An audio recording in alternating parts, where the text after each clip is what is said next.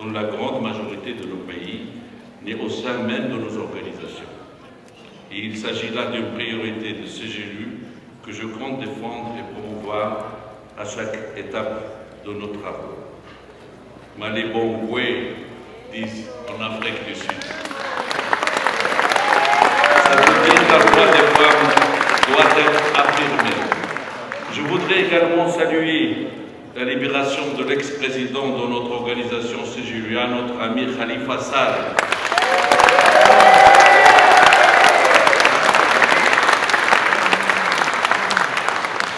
Et appeler à la libération du maire de Bamako, notre ami Adama Sangaré.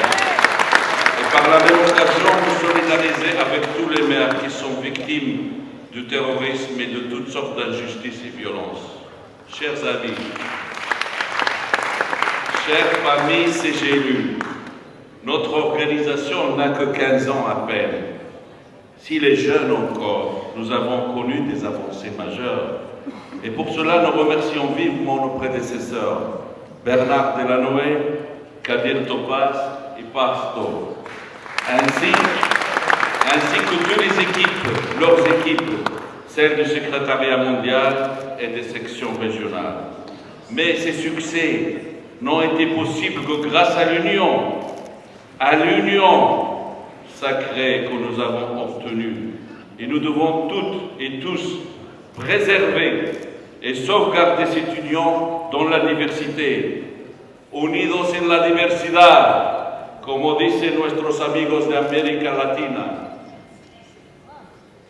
C'est la raison pour laquelle je propose dans mon programme une meilleure articulation et coordination entre les sections régionales, les associations nationales et le secrétariat mondial, mais aussi une meilleure intégration des provinces et régions. Et enfin, une présidence réellement collégiale, car l'union se préserve en partageant les responsabilités.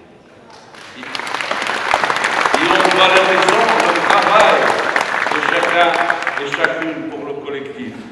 Je propose que tous les coprésidents et tous les vice-présidents prennent en main des dossiers précis et sont face les ambassadeurs et ambassadrices. Car notre organisation, elle doit rester politique, avec une vision stratégique, pilotée par des élus.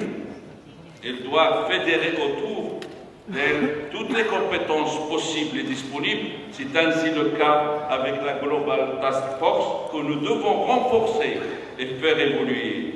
Et pour cela, nous devons améliorer et diversifier nos financements pour sauvegarder notre indépendance et assurer notre pouvoir d'agir face à cette décennie de la mise en œuvre qui s'annonce devant nous.